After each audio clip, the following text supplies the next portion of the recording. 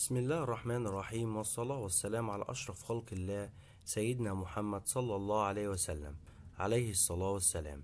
أهلا بكم أصدقائي وأحبابي في قناتكم فارس البرمجيات على اليوتيوب. حضرتك إذا كنت تشاهدنا لأول مرة لا تنسى الاشتراك في القناة وتفعيل زر الجرس حتى يصلك كل جديد. شرحنا اليومين اللي فاتوا الموضوع المهم اللي هو خاص بتظلمات بطاقة التموين. زي ما انتم شايفين أول فيديو تظلمات بطاقة التموين، لكن لما شرحنا الفيديو زي ما انتم شايفين جالنا اسئله كتير قوي على الفيديو جالنا اسئله كتير زي ما انتم شايفين جالنا ما يقرب من 255 سؤال على الفيديو، ازاي اعمل ايه واكتب ايه والكلام ده كله على الفيديو. لكن في ناس كتير برضك لحد دلوقتي عندها تضارب ان هي تكتب ايه وتشرح ايه والكلام ده كله. في موضوع درسنا النهارده باذن الله هنشرح كل سبب بيواجهك تكتب ايه فيه. يعني لو عند حضرتك استهلاك كهرباء عالي هتكتب ايه، لو عند حضرتك سيارة فارهة هتكتب ايه. هنتناول مع بعض جميع التظلمات اللي ممكن تواجهك وهتكتب ايه في التظلم بإذن الله. لكن قبل ما نبدأ في الشرح ما تنساش تضغط لايك اسفل الفيديو لازم تشاهده الآن، ولا تنسى الاشتراك في القناة وتنويه. لو دخلت على القناة بتاعت فارس البرمجيات ودخلت على قوائم التشغيل هتلاقي قائمة تشغيل كل ما يخص بطاقة التموين. لو دخلت على القائمة ديت هتلاقي فيها حاجات كتير تخص بطاقة التموين، يبقى خش عليها يمكن تلاقي حاجات تفيدك. ولو تصفحت شوية في القناة برضك هتلاقي موضوعات عامة بإذن الله هتنال إعجابك، وحاجات مفيش غنى عنها سواء بقى خاصة بالكمبيوتر والأندرويد والحاجات ديت. نخش في موضوع درسنا بإذن الله فضلا وليس أمرا. قبل ما نخش في الموضوع، دي قناة برضك هسيب لكم اللينك بتاعها اسفل الفيديو لازم تشاهدوا الان في صندوق الوصف، اسمها مطبخ شو. يا رب يعني اتمنى من اصدقائي واحبابي ومشاهدين قناة فارس البرمجيات دعمها بالاشتراك في هذه القناة. هذه القناة تخص كل ست خاصة بالطبخ. نخش في موضوع درسنا بسم الله الرحمن الرحيم.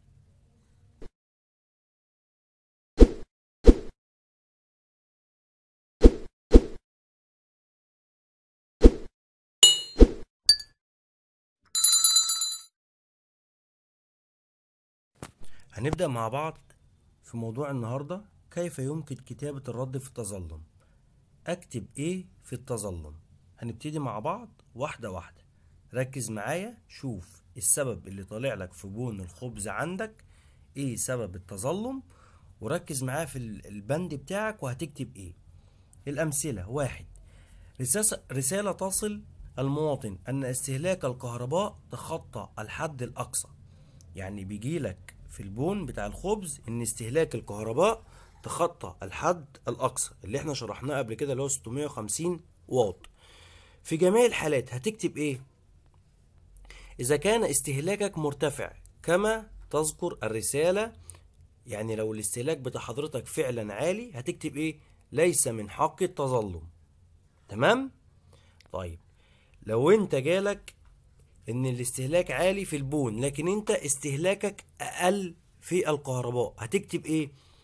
استهلاكي اقل من الحد الاقصى، والدليل فاتورة الاستهلاكي او الدليل فاتورة استهلاكي الحالية عن شهر، وتذكر مثلا هنقول مثلا شهر يناير 100 كيلو واط على سبيل المثال مثلا يعني. وبيانات الوصول وحسابي، هو بيانات الوصول وحسابي دي هتلاقيها عندك في الوصل بتاع النور او وصل الكهرباء. هتكتب الحساب بتاعك، طبعا هتكتب البيانات دي ايه كتابة، وتذكر بيانات حساب الكهرباء والوصول، ثم اقول رجاء قبول تظلمي وتضغط على حفظ. يبقى الحاجة الاولانية فعلا انت متخطي الاستهلاك فهتكتب ليس من حق التظلم. اما انت لو استهلاكك اقل هتكتب ان فعلا استهلاكك اقل، وتكتب لهم مثال شهر مثلا يناير او شهر فبراير انا استهلاكي كان مثلا 100 واط وبيانات الوصول لحسابي هي كذا، بيانات حسابي هي كذا. تذكر بيانات حسابك عشان يخشوا يتاكدوا الكلام دوت صح ولا لا، وتكتب برجاء قبول تظلمي.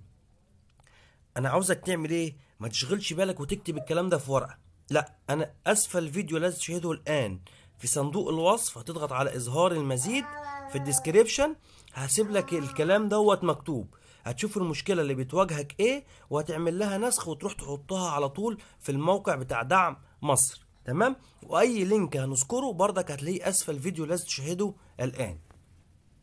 طيب اذا كان عندك كارت وليس فاتورة، كتير جدا من الناس اللي سألوني تحت الفيديو اللي احنا شرحناه قبل كده بتاع التظلمات هتعمل ايه، بيقول لي طب انا عندي كارت، انا عندي العداد الكارت، انا اعمل ايه؟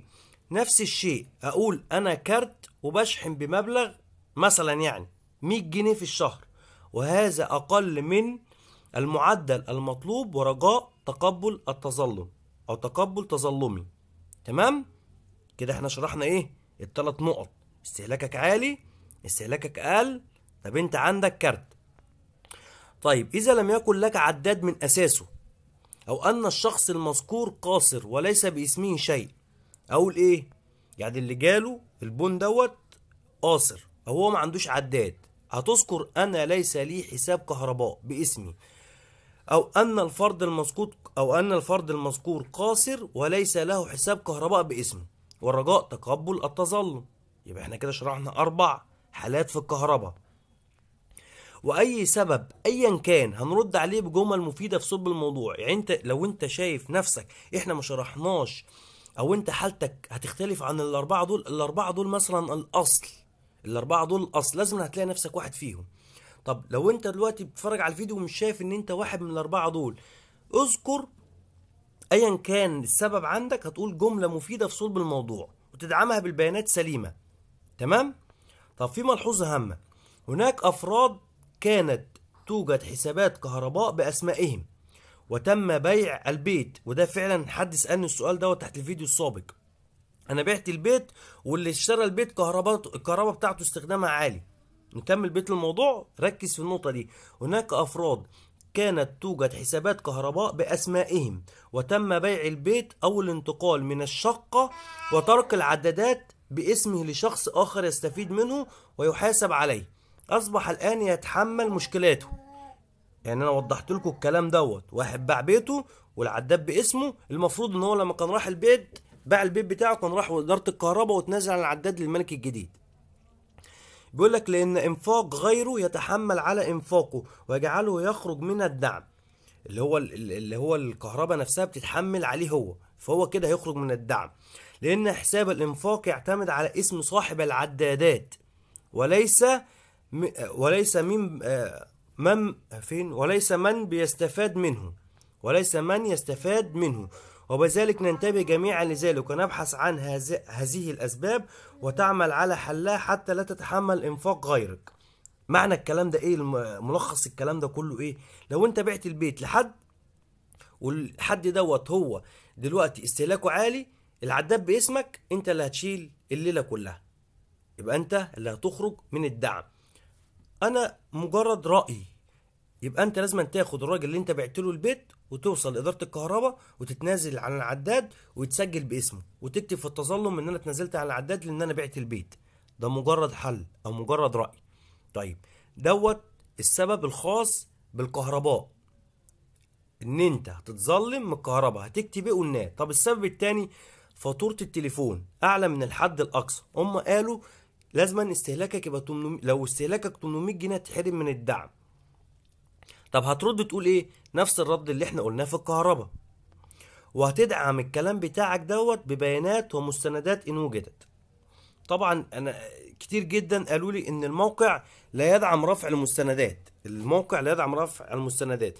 احاول اكتب لهم المستندات ان هم لما يتحروا عنها سهل ان هم يوصلوا لها، اكتب بيانات تسهل لهم الموضوع دوت.